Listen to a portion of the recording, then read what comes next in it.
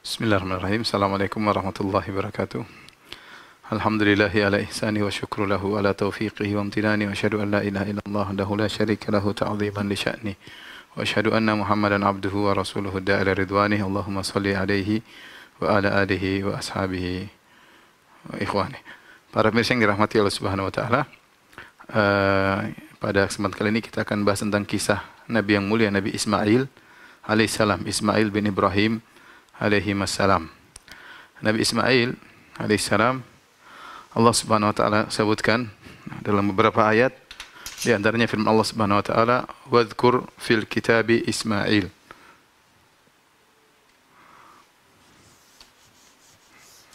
Ya'muru ahlahu bis salati waz zakati wa kana 'inda rabbih mardiyya wa kana 'inda rabbih mardiyya. Kata Allah Subhanahu wa taala, wahai Muhammad, sebutkanlah dalam Al-Qur'an kisah Ismail. Ya, ceritakanlah kisah Ismail. Innahu kana shadiqal wa'di. Beliau adalah seorang yang menepati janji. Wa kana rasulan nabiyya. Wa kana rasulan nabiyya.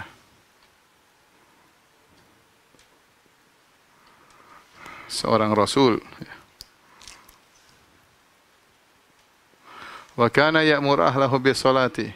Memerintahkan keluarganya untuk salat dan zakat, salat dan zakat. Wa kana 'inda rabbih mardiyya, dia diridhai di sisi Rabbnya, diridhai, disukai oleh di sisi Rabbnya.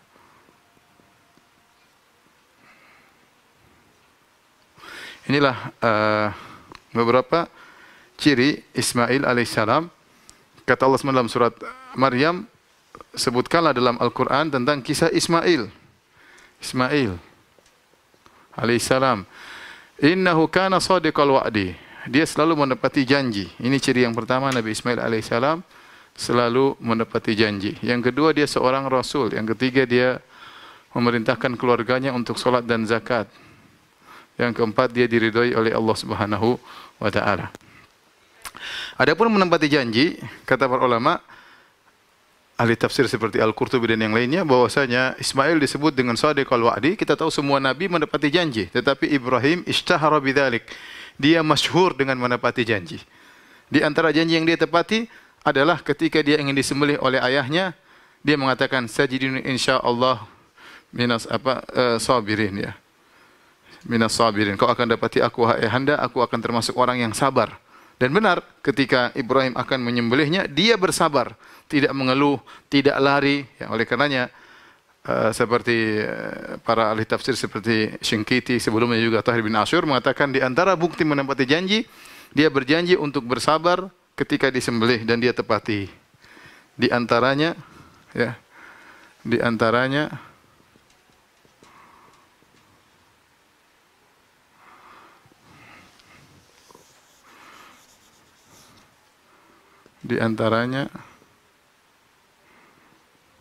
berjanji kepada ayahnya untuk bersabar ketika disembelih.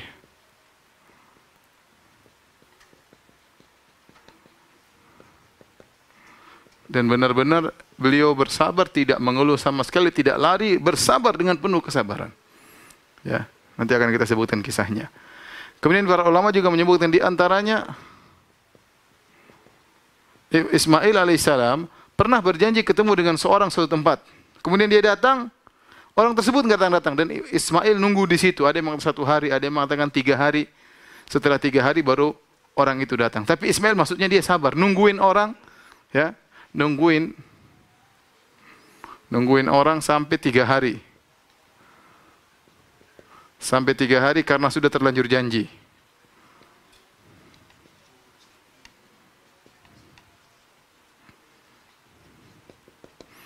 Jadi benar-benar beliau menepati janji. Ya, ini disebut oleh Al-Qurtubi rahimahullah taala dan juga pada tafsir yang lain.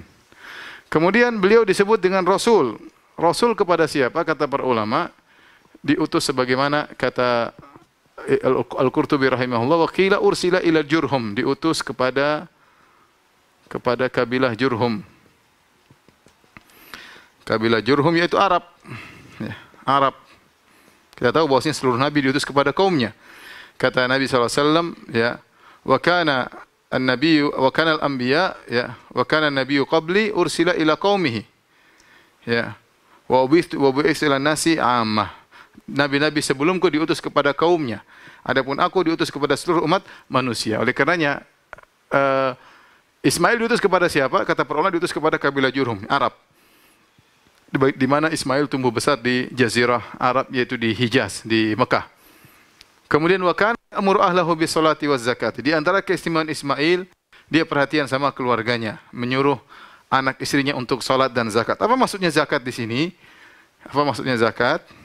Maka apakah syariat zakat? Dan para ulama mengatakan maksudnya zakat di sini ada dua. Ada yang mengatakan zakat maksudnya adalah sedekah secara umum.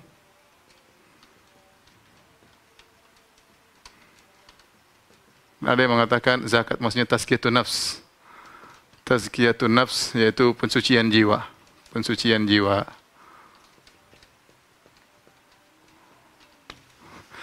Intinya Ismail alaihissalam punya perhatian terhadap keluarganya, ya. Dan ini tentu yang benar seperti itu, yaitu seorang perhatikan setelah dirinya, dia perhatikan keluarganya. Seorang tidak boleh egois ingin masuk surga sendiri. Dia harus ajak istrinya, anak-anaknya untuk bisa masuk surga. Dan Ismail alaihissalam memperhatikan betul agar keluarganya salat dan untuk bayar zakat atau untuk sedekah, suruh bersedekah oleh beliau, dan dampaknya wa kana inda rabbih mardiyan. Dia diridhai oleh Allah Subhanahu wa taala karena selalu melakukan hal yang mendatangkan keridhaan Allah, maka dia pun diridhai, ya. Al jaza' min jinsil amal, ya. Balasan sesuai dengan perbuatan. Ya. Beliau selalu melakukan hal yang membuat keridhaan Allah, maka dia pun diridhai oleh Allah Subhanahu wa taala. Ada sisi kelima keistimewaan Ismail, di antaranya yang kelima, yaitu apa? Dalam ayat yang lain, beliau bersama ayahnya Ibrahim yang membangun Ka'bah, Kata Allah Subhanahu wa taala, wa idh yarfa Ibrahimul qawaida minal baiti wa Ismailu rabbana taqabbal minna innaka antas samiul alim. Ya, dalam surat Al-Baqarah Allah mengatakan wa idh yarfa Ibrahim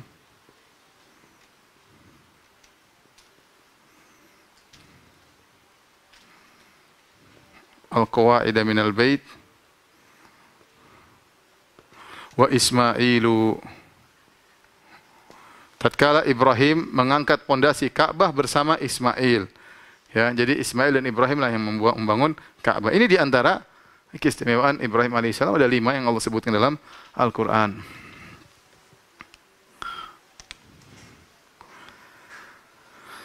Oleh karenanya, di antara sifat tercela adalah menyelisihi janji. Ya, orang menyelisihi janji itu merupakan sifat tercela. Sifat orang munafik, ya, dan orang yang menepati janji adalah sifat orang terpuji, sifat para anbiya dan para rasul. Taib. Para yang dirahmati oleh Subhanahu wa taala, bagaimana kisah lahirnya Ismail alaihissalam?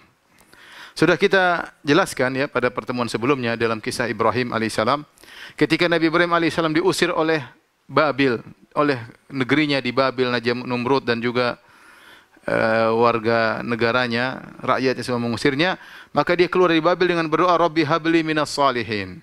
Dia berdoa, ya Rabbku habli minas salihin. Ya Rabbku anugerahkanlah kepadaku anak saleh. Jadi Nabi Ibrahim berdoa. Ini dalil bahwasanya untuk mendapat anak saleh kita butuh doa. Kalau Ibrahim saja Nabi berdoa, ya apalagi kita. Kata Allah, fabasyarnahu bigulamin halim. Maka kami beri kabar gembira kepada Ibrahim tentang seorang anak yang halim, yang sabar. Dialah Ismail.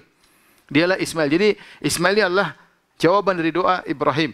Ibrahim berdoa, maka Allah kabulkan permintaan Nabi Ibrahim alaihissalam dengan Ismail. Tapi subhanallah, berapa tahunkah baru muncul Ismail? Lama. Allah kabarkan fabasyarnahu bigulamin halim. Kami beri kabar gembira kepada Ibrahim tentang seorang anak yang sabar, yaitu Ismail nanti. Tapi kapan Allah kabulkan? Jadi Ibrahim kira-kira keluar dari Babil, umur beliau masih muda, ya.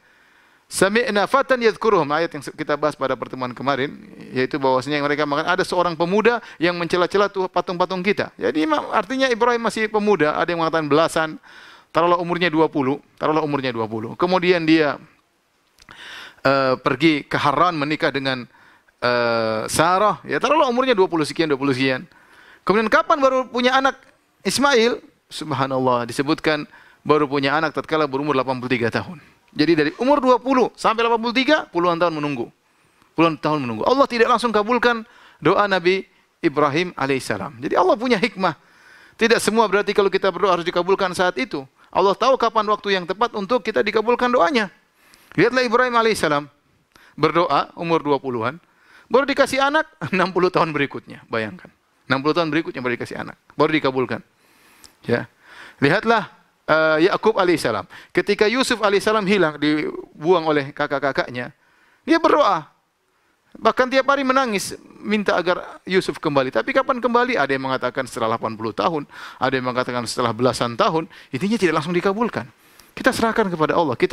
Kita boleh mereka-reka apa yang terbaik bagi kita, tapi yang lebih tahu yang terbaik bagi kita adalah Allah Subhanahu wa taala, pencipta kita.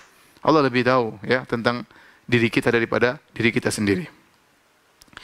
Dan subhanallah ya, puluhan tahun menanti, 60-an tahun menanti kedatangan Ismail, akhirnya Allah kabulkan, lahirlah putra yang sangat dia cintai tersebut, Ismail, dan ternyata putra itulah sumber ujian bagi Ibrahim alaihissalam. Ya. Menanti kedatangan anak puluhan tahun itu sudah ujian tersendiri. Betapa banyak orang tidak sabar kalau nikah sekian tahun tidak punya anak, nggak sabar. Ibrahim 60 tahun nunggu punya anak, kesabaran luar biasa setelah menikah dengan Sarah. Taib, bagaimana lahirnya Ismail? Telah kita sebutkan pada pertemuan kemarin ketika Sarah diganggu oleh Raja Mesir, akhirnya Sarah diberi hadiah, fa'akhdamaha Hajar, diberi hadiah yaitu pembantu yang bernama Hajar. Kemudian tinggallah Ismail, Sarah dan Hajar di Palestina puluhan tahun. Sarah tidak juga punya anak. Akhirnya Sarah ternyata mandul, tidak punya anak. Dan Ibrahim saat itu sudah tua juga, umur sudah 80-an ya. Kemudian di dalam hadis disebutkan umur 80-an, setelah 80 tahun lewat Ibrahim disuruh sunat oleh Allah Subhanahu wa taala. Ikhtatana Ibrahim ba'da 80 sanah wa ikhtatana bil qadum ya. Ibrahim alaihissalam sunat setelah umurnya lewat 80 tahun. Dan dia disunat dengan al-qadum. Al-qadum ada dua pendapat. Ada yang mengatakan qadum maksudnya kampak, ada yang mengatakan qadum adalah nama kota. Dia disunat di suatu kota namanya al-qadum ya. Intinya setelah usia 80 tahun ya, akhirnya Sarah pun kasihan sama suaminya. Suaminya ingin punya anak, akhirnya Sarah mengatakan, "Sudahlah, kau nikahilah Hajar atau kau gaulilah Hajar." Akhirnya Sarah pun menghadiahkan Hajar kepada Ibrahim alaihissalam. Ternyata ketika Ibrahim menggauli Hajar, ternyata Hajar pun mengandung dan akhirnya punya anak namanya Ismail. Disebutkan oleh para ulama ya bahwasanya Ismail lahir sebelum Ishak, yaitu anaknya Hajar lahir sebelum anaknya Sarah, itu jaraknya sekitar 14 tahun. Sekitar 14 tahun. Wallahu alam bisawab, tidak ada dalil yang tegas, ini diambil dari Israiliyat ya, tetapi ada jarak antara lahirnya Ismail dengan lahirnya Ishak. Ketika Hajar ya, kita lihat Sarah dengan Hajar tentu perbandingannya jauh. Sarah ini sangat cantik jelita, terkenal sangat cantik luar biasa seperti dalam hadis ya. Hajar tentu tidak secantik Sarah. Tetapi ketika Hajar mengandung, kemudian melahirkan seorang anak namanya Ismail, mulailah Sarah cemburu. Cemburu kepada pembantunya, bekas pembantunya. Kenapa? Karena tadinya dia tidak cemburu, bahkan dia yang menawarkan Hajar untuk dinikahi oleh Ismail. Istilahnya Sarah yang mencarikan istri kedua bagi suaminya. Sarah yang mencarikan. Tetapi ketika istri keduanya tersebut memiliki apa yang tidak dia miliki, itu punya anak dan dia tidak punya, maka timbullah kecemburuan Sarah. Akhirnya Sarah cemburu kepada Hajar, ya, dan akhirnya Sarah dalam riwayat disebutkan bertekad untuk melukai atau memotong 3 anggota bagian dari tubuh Hajar. Marah, dia bersumpah saya akan memotong Hajar pada 3 bagian. Ya, akhirnya Ibrahim kasih ide, ya, agar Sarah tetap menjalankan sumpahnya, maka Ibrahim menyuruh Sarah untuk melakukan 3 pemotongan tersebut. 2 di telinga, dibuat lubang telinga. Kemudian salah satunya menyunati Hajar. Jadi Sarah melakukannya 2 di lubang, 2 telinga dilubangi, dan kemudian menyunati sunat kepada Hajar, ya. Dan akhirnya Sarah pun cemburu, ya. Sarah pun cemburu. Akhirnya kecemburuan semakin besar. Akhirnya Allah menyuruh Ibrahim untuk membawa dari Hajar dan Ismail putranya ke Mekah. Dan lihat dalam hal ini Ibrahim sama sekali tidak marah sama Sarah. Kenapa? Dia tahu bahwasanya Sarah itu orang baik, wanita baik. Bukankah Sarah yang menawarkan Ibrahim untuk menikah dengan Hajar? Yang menawarkan siapa? Sarah. Dan Sarah wanita solehah. Tidak ada yang ragu tentang kesolehan Sarah. Tatkala semua orang kafir, Sarah beriman. Sampai Ibrahim waktu berjalan di Mesir, dia mengatakan, wahai Sarah, tidak ada yang beriman di atas muka bumi di Mesir kecuali aku dengan engkau. Luar biasa. Tatkala semua orang kufur, dia beriman kepada Ibrahim alaihissalam. Kemudian kita sudah buktikan Sarah begitu solehah. Buktinya waktu dia ingin digoda oleh Raja Mesir, dia berdoa, langsung tangan raja tersebut terbelenggu. Ketika dia berdoa, langsung terlepas. Dan ini menunjukkan luar biasanya Sarah, doanya langsung dikabulkan oleh Allah Subhanahu wa taala. Namun ketika dia cemburu, maka otaknya sebagian tertutup, dan itu biasa wanita. Tatkala cemburu, ya, kecerdasannya, akalnya tertutup oleh kecemburuannya. Oleh karenanya, ini juga dialami oleh Aisyah radhiyallahu taala anha. Tatkala Rasulullah SAW sedang di rumah Aisyah radhiyallahu taala anha, tiba-tiba ada banyak tamu, tiba-tiba ada istri yang lain dari istri Nabi itu madunya mengirim makanan.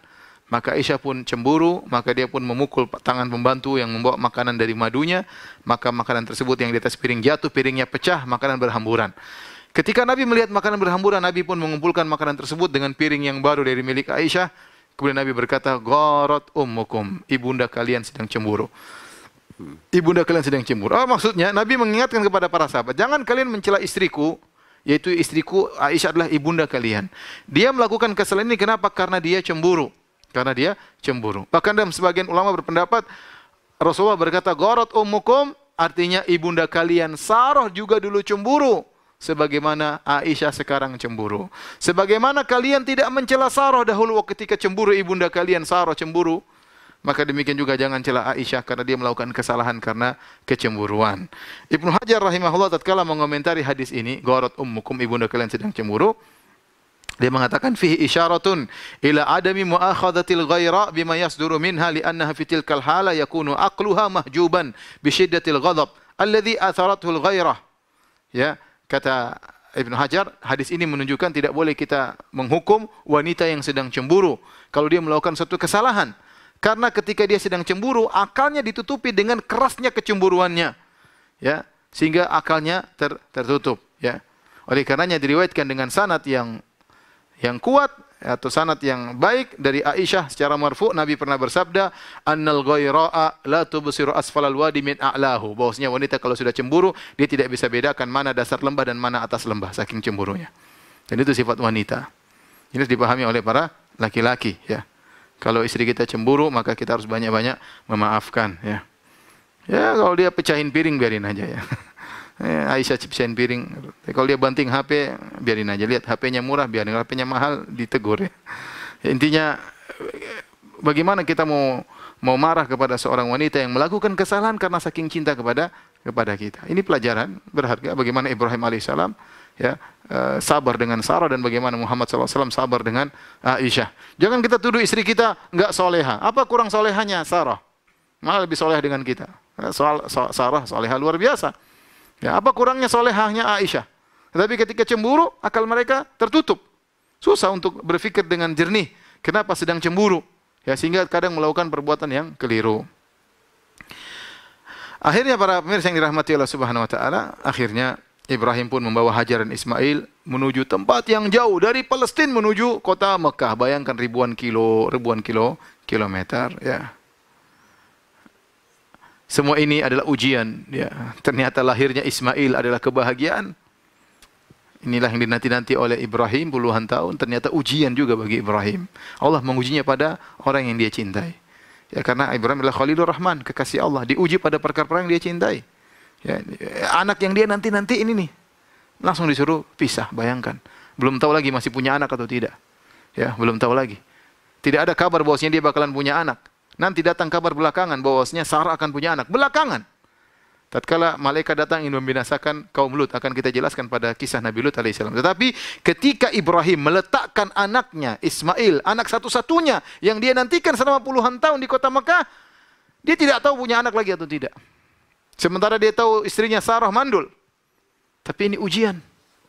Padahal kalau Hajar di sisinya mungkin dia bisa punya anak lagi, punya anak lagi, punya anak lagi. Dan siapa laki-laki tidak ingin punya anak, semua ingin punya anak. Tapi ini ujian. Bayangkan anak yang dia nanti-nantikan ternyata itulah sumber ujiannya. Taib. Berangkatlah Ibrahim bersama Hajar dan Ismail menuju ke Mekah.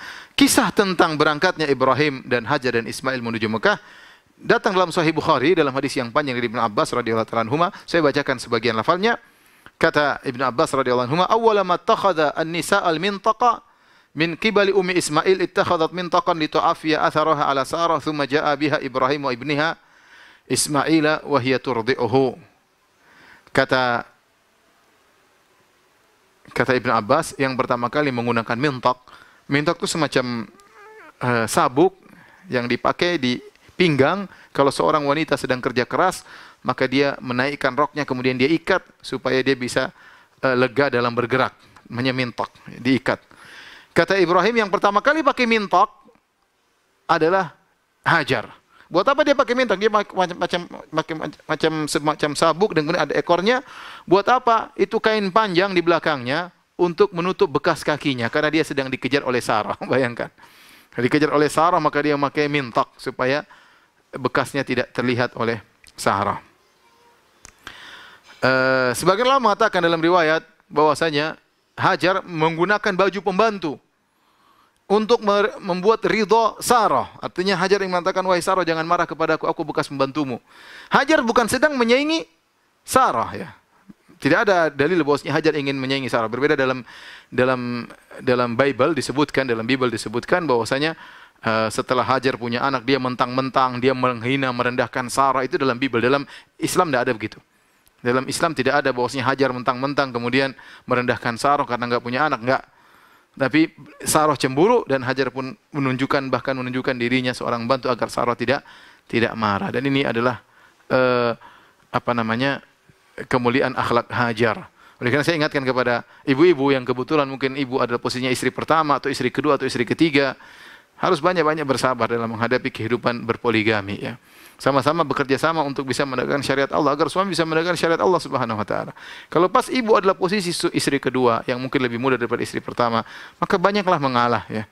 Banyaklah mengalah, ya. Dan istri pertama juga harus berusaha untuk berbuat adil, jangan memaksa suaminya melakukan hal di luar kemampuannya dengan menceraikan istri keduanya atau yang lainnya dengan mengancam dan yang lainnya ingin merusak rumah tangga, pilih saya atau dia.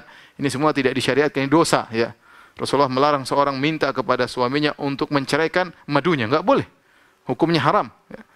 Taib, intinya akhirnya karena kecemburuan Sarah memuncak, akhirnya Ismail pun dan Hajar dibawa oleh Ibrahim. Kemudian Ibrahim bawa putranya sampai di Mekah, suatu lembah yang di situ akan dibangun Ka'bah. Lembah yang gersang, tidak ada sumber air, tidak ada tumbuhan, tidak ada orang sama sekali. Siapa yang mau tinggal di situ? Enggak ada. Ini ternyata tempat yang sangat dicintai oleh Allah Subhanahu wa taala. Ya, ahabul buqa ilallah Makkah. Tempat yang paling dicintai oleh Allah kota Mekah. Apakah Allah mencintai kota Mekah karena suburnya, karena sungainya, karena indahnya? Tidak. Karena kota Mekah akan dibangun Ka'bah di tempat ibadah. Ya, Allah mencintai kota tersebut karena tempat ibadah. Maka kita harus tahu bahwasanya ukuran kecintaan Allah bukan karena kegantengan kita, karena bagusnya baju kita, bukan, tapi karena iman kita. Ya, kalau ukuran yang dicintai oleh Allah adalah keindahan, Indonesia lebih indah, jauh lebih indah daripada Mekah. Mekah ada apa? Enggak gunung-gunung, dok. Gunung-gunung. Belakangan baru muncul minyak. Dulu gunung-gunung, siapa yang mau tinggal di sana? Ya, gunung-gunung, bukit-bukit, kemudian lembah, enggak ada apa-apa, ya. Tapi Allah mencintai kota Mekah. Kenapa? Karena di situ akan dibangun Ka'bah, Baitullah. Akan disembah Allah di situ, orang akan tawaf di situ, ya. Taib, ya. Ketika Nabi Ibrahim meletakkan putranya di tempat yang gersang, Nabi Ibrahim berdoa, "Inni askantu min dzurriyyati biwadin ghairi dzi zar'in 'inda baitikal muharram. Rabbana liyuqimus shalah." Ya Rabbku, sungguhnya aku meletakkan sebagian anakku di suatu lembah yang tidak ada tumbuhan, tidak ada tanaman di sisi tempatmu untuk membangun Ka'bah, yaitu di dekat Ka'bah. Ya. Kemudian Nabi Ibrahim memberikan bekal kepada Hajar dan Ismail. 2 kantong, 1 kantong isinya korma, 1 kantong isinya air minum. Tsumma qafa Ibrahim muntaliqan. Setelah meletakkan bekal, Ibrahim pun pergi meninggalkan istrinya dan putranya. Ketika Ibrahim pergi, subhanallah, Hajar mengejar suaminya. Bayangkan Ibrahim berjalan dari Palestina menuju ke Mekah, mungkin perjalanan ribuan kilo, ya, butuh perjalanan yang jauh, 1000 kilo lebih. Yang menemani istrinya, begitu sudah sampai di sana ditinggal begitu saja. Maka ini hal yang aneh bagi Hajar, maka Hajar pun mengejar Ibrahim. Ibrahim terus berjalan, tidak peduli. Kemudian Hajar berkata, "Ya Ibrahim, aina tadhhabu? Kemana kau pergi wahai suamiku? Tatrukuna bihadzal wadi, kau tinggalkan kami, istrimu dan anakmu yang masih kecil, masih disusui di lembah ini. Alladzi laisa fi insun wala syai', tidak ada manusia untuk kita ngobrol-ngobrol, enggak ada. Wala syai', tidak ada makanan, tidak ada apa-apa di situ, tidak ada tumbuhan." Faqalat lahu dzalika miraran wa ja'ala la yaltafitu ilaiha. Hajar berulang-ulang menyampaikan, "Wahai suamiku, kenapa kau tinggalkan kami di sini? Kenapa?" Ibrahim tidak menoleh sama sekali. Ibrahim tidak peduli dengan perkataan Hajar sama sekali. Tatkala Hajar menyadari enggak mungkin suaminya seperti ini. Dia kenal betul siapa Ibrahim, lelaki yang saleh, yang bertakwa kepada Allah, yang sayang kepada istrinya.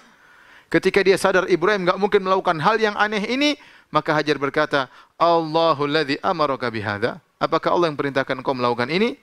Qala na'am. Tatkala itu baru Ibrahim menjawab, "Na'am. Iya, Allah perintahkan aku seperti ini." Qalat, Hajar berkata, "Idzan la yudayyi'una." Kalau begitu Allah tidak akan mentelantarkan kami. Summa raja'at, kemudian dia pun balik ngurusi anaknya.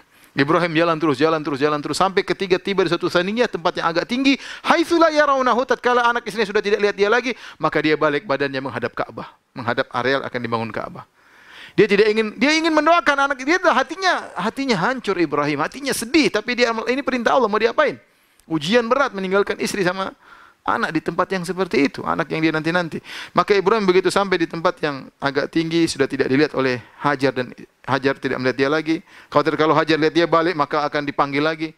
Maka dia pun balik menghadap ke arah Ka'bah, mengangkat kedua tangannya, kemudian dia berdoa dengan doa yang panjang yang Allah sebut dalam surat Ibrahim. Wa idz qala Ibrahim rabbi ij'al hadzal balada amina wa junubni wa bani an na'budal asnam.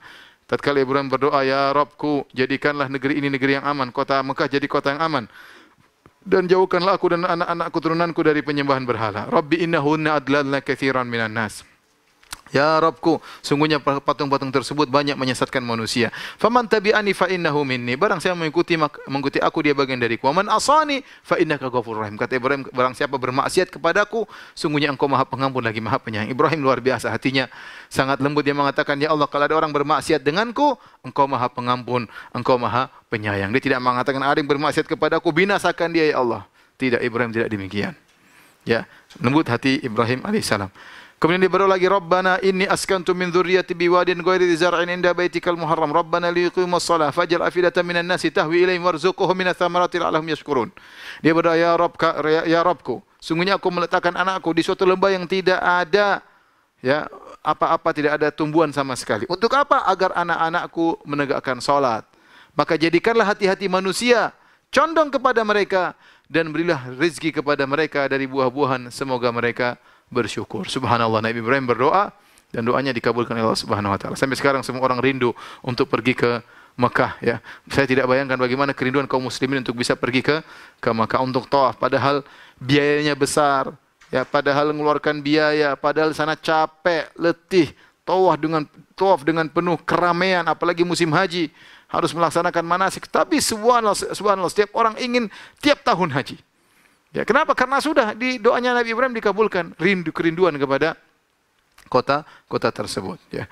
Terus Nabi Ibrahim berdoa, ya, sambil meninggalkan kedua orang yang sangat dia cintai, yaitu anak dan istrinya. Akhirnya ketika Hajar kembali, mulailah Hajar menyusui anaknya, makan korma yang dijadikan bekal oleh Ibrahim, korma dan air putih. Kemudian dia mulai menyusui anaknya. Ketika makanan habis, air minum pun habis, mulailah susunya Hajar pun kering.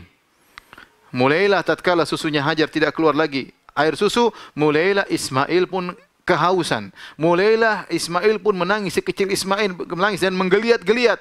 Hajar bingung apa yang harus dia lakukan. Dia tidak tega melihat anaknya menggeliat kehausan, kelaparan, kesakitan.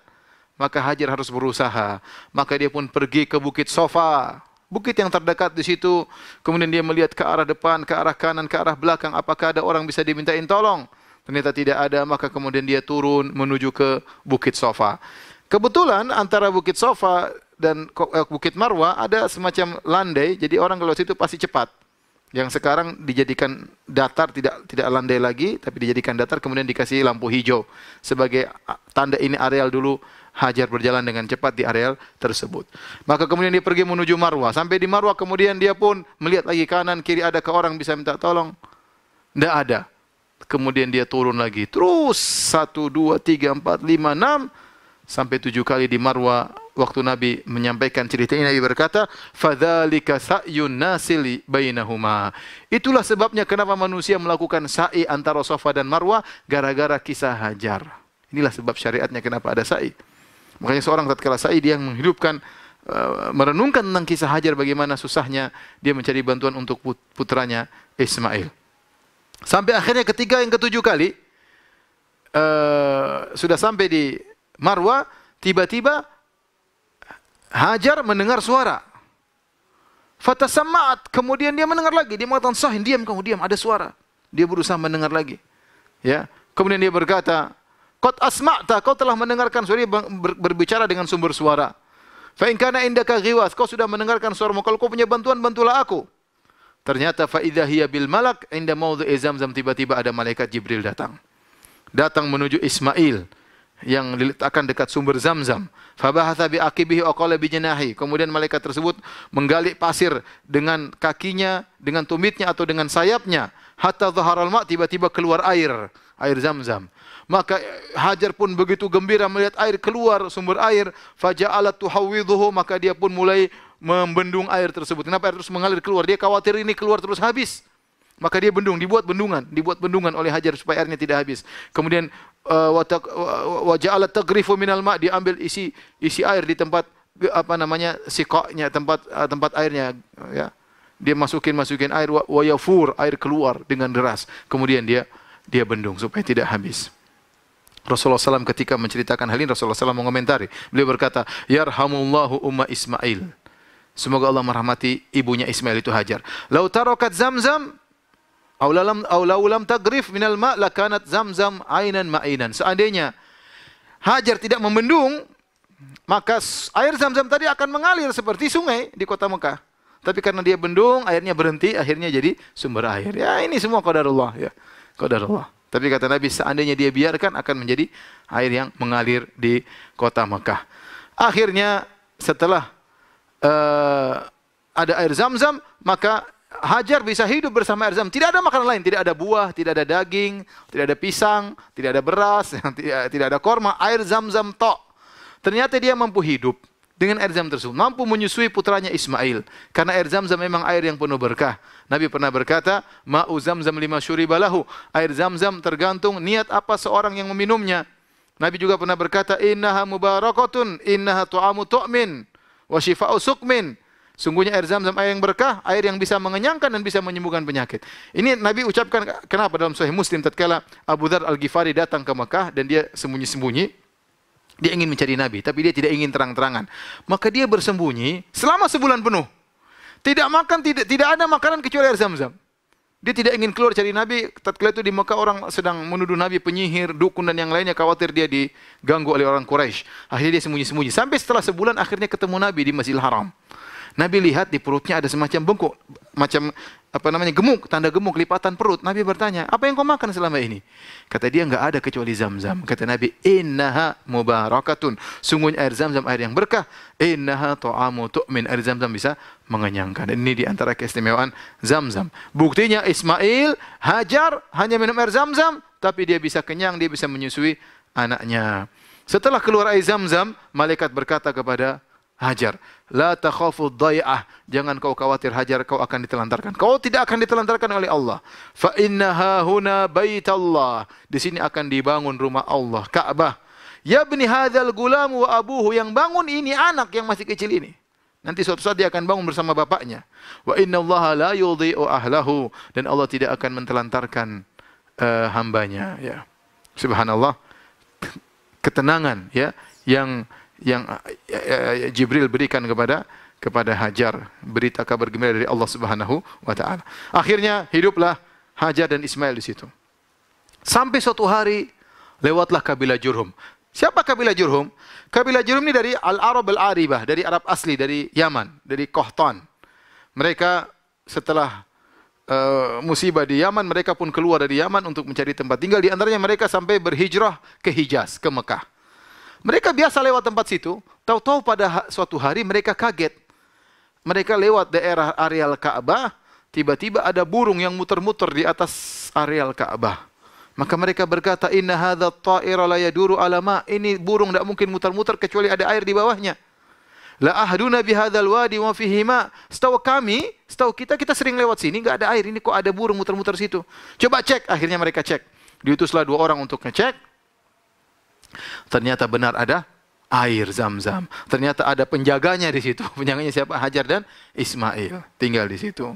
Akhirnya mereka pun datang, kemudian mereka ngobrol sama Hajar. Mungkin pakai bahasa isyarat atau pakai bahasa apa. Intinya mereka berkata, ata'dzalina lana an nanzila indaki? Kau izinkan kami untuk tinggal bersamamu, wahai Hajar? Faqalat na'am. Kata Hajar, iya. Walakin la haqqa lakum fil ma. Tapi ini air milik saya, bukan milik kalian. Qalu na'am, kata mereka, setuju, ya. Ini perlu kita ingat. Kenapa? Karena yang berhak menguasai Ka'bah adalah Ismail, ya, karena itu air milik Ismail dan Hajar, ya. Nanti akhirnya Ka'bah dikuasai oleh kabilah Jurhum dan anak-anak Ismail akhirnya diusir di kemudian hari. Jadi Hajar mengatakan, ya, silakan kau tinggal bersama kami, tapi ini air adalah milik kami. Subhanallah, doanya Hajar terkabulkan waktu Hajar berkata kepada Ibrahim, wah Ibrahim, kau tinggalkan kami di suatu lembah, laisa fi insun wala syai', tidak ada manusia dan tidak ada sesuatu pun. Ternyata Allah kabulkan, ada air Zam-Zam dan ada tetangga. Datanglah kemudian suku Jurhum tinggal di situ bersama Ismail. Sampai akhirnya Ismail tumbuh, wa syabbal ghulam wa ta'allama al-arabiyyata minhum. Ismail bukan orang Arab, dia orang Babil, bapaknya Babil. Kemudian dia tumbuh di Mekah dan dia kemudian belajar bahasa Arab dari orang-orang Arab. Sampai akhirnya apa? Wa anfasahum wa ajabum hina syabba. Bahkan dia yang paling hebat di antara orang-orang tersebut. Ya, tatkala dia tumbuh menjadi muda, dia menjadi orang yang hebat. Bahkan bahasa Arabnya lebih hebat daripada mereka. Dalam satu hadis Rasulullah SAW bersabda, awwalu man fataqallahu lisanahu bil arabiyyatil mubina Ismail. Orang yang pertama kali Allah buka lisannya untuk bisa berbicara dengan Arab yang baik adalah Ismail. Jadi Ismail dia bukan orang Arab. Tetapi ketika dia tumbuh di tengah-tengah orang Arab dan Allah ajarkan bahasa Arab kepada Ismail, Jalil yang paling fasih daripada orang-orang Arab tersebut. Maka akhirnya Ismail tumbuh di sana bersama suku Jurhum, suku Arab asli. Akhirnya dia pun meninggal, ya, dengan salah seorang wanita dari kabilah Jurhum. Tidak lama kemudian akhirnya Hajar meninggal dunia. Hajar meninggal dunia. Mulai Ismail kemudian tinggal dan menikah dengan seorang wanita di daerah tersebut dari suku Jurhum. Taib. Para misal yang dirahmati oleh Subhanahu wa taala, Ibrahim alaihissalam meskipun dia tinggal di Palestina, dia sering kali tengok anaknya. Dan para ulama menyebutkan dalam riwayat dia naik burak untuk menengok anaknya karena jarak jauh sekali. Ya. Sampai satu hari Ibrahim tengok anaknya Ismail. Ternyata Ismail lagi tidak di rumah, cuma ada istrinya. Maka Ibrahim bertamu, sudah sangat tua Ibrahim, ya sudah sangat tua, ya sudah hampir 100 ya. Maka dia bertanya kepada, hampir 100 tahun umurnya, sekitar 100 tahun. Maka dia bertanya kepada istrinya Ismail, mana suamimu? Kata istrinya, kharaja yabtaghi lana, sedang kerja cari nafkah buat kami. Kemudian Ibrahim bertanya kepada istri Ismail tentang bagaimana kondisi kalian, bagaimana kehidupan kalian. Maka istrinya menjawab, nahnu bisyarr, kami hidupnya buruk. Nahnu fi dhiq, kami dalam kondisi sempit. Wa syiddah, dalam kondisi sulit. Dikumpulkan semuanya. Syarr, syiddah, dhiq.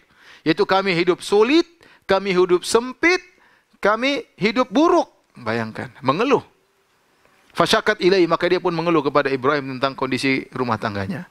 Maka kata Ibrahim alaihissalam, dia tidak tahu ini mertuanya, dia enggak tahu. Maka Ibrahim berkata, "Fa idza jaa zaujuki faqri'i alaihi salam." Kalau datang suamimu, sampaikan salam dariku. Wa quli lahu yughayyir atabata babihi, dan sampaikan kepada suamimu untuk mengganti atabatal bab. Atabah itu adalah kayu yang dipijak sebelum buka pintu. Ya, jadi bukan galang pintu, bukan daun pintu. Sebagian orang salah menerjemahkan atabah. Atabah itu semacam kayu. Jadi orang kalau masuk pintu ada kayu yang dia pijak dulu, baru kemudian kayu model zaman dulu ada kayu baru kemudian buka pintu, namanya atabah. Kenapa dikatakan atabah seperti wanita? Karena sama-sama mautu'ah.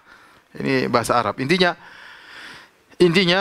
akhirnya dia mengatakan kalau suami datang sampaikan untuk merubah pijakan pintunya.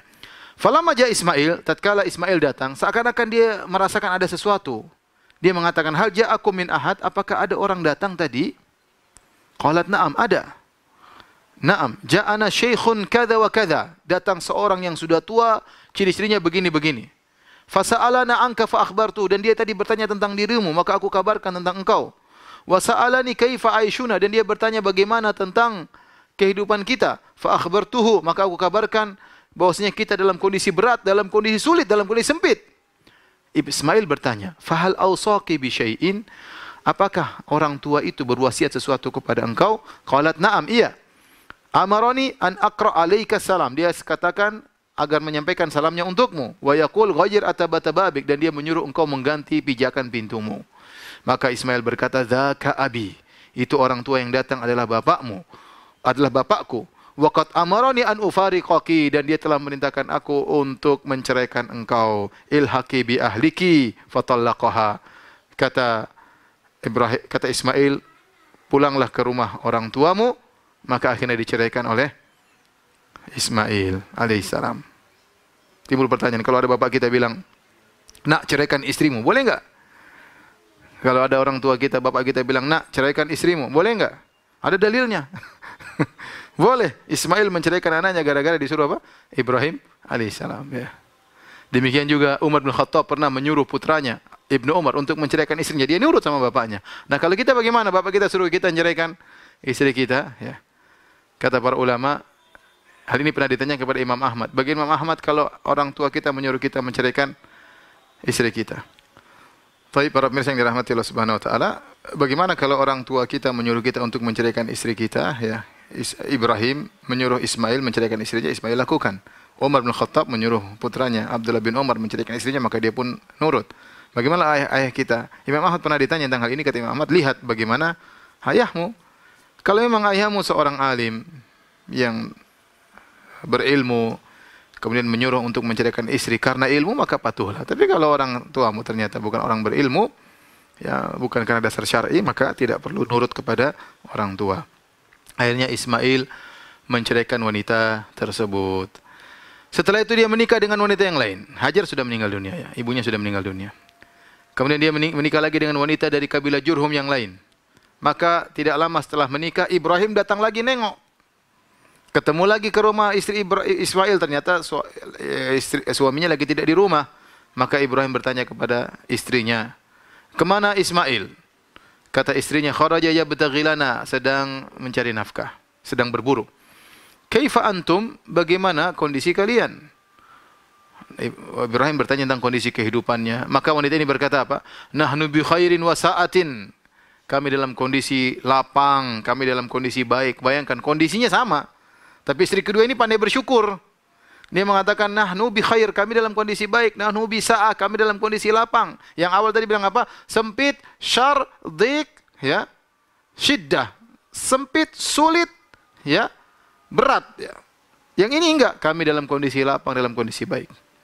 Kemudian dia memuji Allah Subhanahu wa taala. Bayangkan. Ya, kadang sebenarnya sama, sikap wanita beda-beda. Ada yang pandai bersyukur, ada yang pandai memaki, ya. Faqala ma ta'amukum, maka Ibrahim bertanya, "Apa yang kalian makan?" Qalatil lahm, kami makan daging. Qala fama syarabukum, apa yang kalian minum? Qalatil ma, air putih, enggak ada beras, ya, enggak ada jagung, enggak ada korma, cuma ada daging sama air. Qala Allahumma barik lahum fil lahmi wal ma.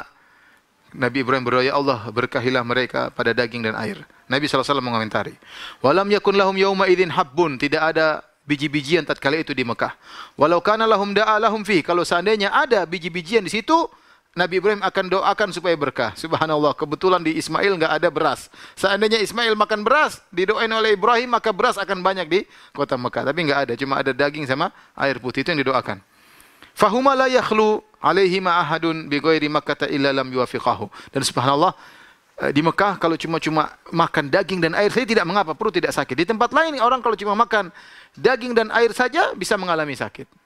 Tidak misalnya tidak makan yang lain, tidak ada sayur, cuma daging air saja bisa mengalami sakit. Tapi untuk di Mekah tidak mengapa berkat doa Ibrahim. Kemudian Ibrahim berkata, "Fa idza jaa zaujuki faqri'i alaihi salam." Kalau datang suamimu sampaikanlah salam dariku. Wa murihi yuthbitu atabata babihi, dan perintahkanlah kepada dia untuk mengkokohkan pijakan pintunya. Falamma jaa Ismail qala hal atakum min ahad.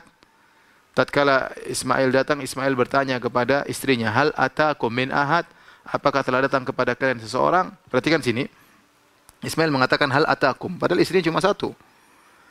Ini boleh seorang mengatakan kepada seorang wanita antum, enggak ada masalah, ya. Hal atakum, Ismail tidak berkata hal ataki. Jadi kita bilang kepada seorang, kita bilang assalamualaikum boleh, assalamualaikum boleh. Wanita assalamualaikum boleh. Ya, wanita saja kita boleh bilang antum, apalagi sesama orang. Misalnya kita bilang antum gimana, ya. Anta boleh, antum juga boleh, enggak ada masalah. Dalam bahasa Arab itu lapang. Jadi antum bilang antum itu salah, harusnya anta. Enggak, ini boleh dalam bahasa Arab. Antum penghormatan, kita bilang gimana kabar antum meskipun dia sendiri. Ya, kita boleh anta, boleh antum, enggak ada masalah. Ini boleh dalam bahasa Arab. Hal atakum min ahad, apakah datang kepada engkau seseorang? Qalat na'am, iya ada. Atana syekhun hasanul hay'ah. Bayangkan dia orang yang mulutnya baik, suka husnudzon. Istri ini waktu ditanya, tadi datang seorang laki-laki, Masya Allah baik penampilannya. Beda dengan istri yang pertama, ada orang tua datang tadi, titik. Ini enggak. Atana syekhun hasanul hay'ah, datang seorang penampilan sudah tua, penampilannya bagus, wa asnat alaihi, dipuji lelaki tersebut. Ya, orang tergantung cara pandang. Istri pertama pandangannya buruk, istri kedua enggak. Pandangannya baik, menghormati orang lain, suka bersyukur. Fasa'alani anka fa akhbartu. Dia bertanya kepadaku tentang engkau wahai suamiku. Fasa'alani kaifa aishuna, dan dia bertanya kepada kita tentang bagaimana kepadaku tentang kehidupan kita. Maka aku jawab bahwasanya kita dalam kondisi baik. Fa'awsaki bi syai', apakah orang tua itu mewasiatkan sesuatu kepadamu? Qalat na'am, iya. Huwa yaqra'u 'alaika salam, dia menyampaikan salam kepadamu, wa ya'muruka an tuthbita atabata babik, dan dia menyuruhmu untuk mengkokohkan pijakan pintumu. Qala dzaka abi, kata Ismail, itu adalah ayahku. Wa antil atabah, dan engkau adalah pijakan kakiku, pijakan pintu. Wa amaroni an umsikaki, dan dia memerintahkan aku untuk mempertahankan engkau. Akhirnya Ismail berlanjut pernikahannya dengan wanita ini, dan lahirlah anak-anak, yang anak-anak Ismail tersebut disebut dengan Al-Arab Al-Musta'ribah. Ini sudah pernah kita singgung, Arab campuran.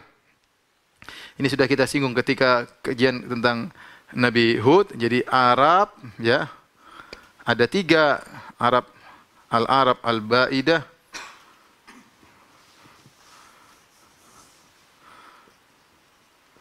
Al-Arab Al-Ba'idah, yaitu Arab yang punah. Tidak ada keturunannya, tidak dijelas, tidak bisa ditelusuri keturunannya. Itu diantaranya kaum Ad dan kaum Samud. Itu kaumnya Nabi Hud dan kaumnya Nabi Saleh. Kalau namanya Al-Arab Al-Aribah, Al-Arab Al-Aribah, yaitu Arab asli. Ini dari kabilah Qahtan. Di antaranya adalah suku Jurhum. Jurhum, suku istrinya Ismail. Ini suku istrinya Ismail. Suku istrinya Ismail alaihissalam. Kemudian yang ketiga namanya Al-Arab Al-Aribah. Al-Arab Al-Musta'ribah. Al-Arab Al-Musta'ribah. Itu Arab campuran. Inilah Arab campuran, inilah hasil dari pernikahan Ismail plus Jurhum, suku Jurhum. Ya, yang asli Arab adalah istrinya, ini asli Arab, Arab Al-Aribah, adapun Ismail bukan Arab. Nah, anak-anak keturunannya inilah disebut Arab Musta'ribah. di antaranya adalah Nabi Muhammad sallallahu alaihi wasallam, ya. Inilah kita lanjutkan insyaallah besok tentang kisah Nabi Ismail alaihissalam. Demikian saja, kurang lebihnya saya mohon maaf. Subhanakallah bihamdik asyhadu an la ilaha illa anta astaghfiruka wa atubu ilaik. Assalamualaikum warahmatullahi wabarakatuh.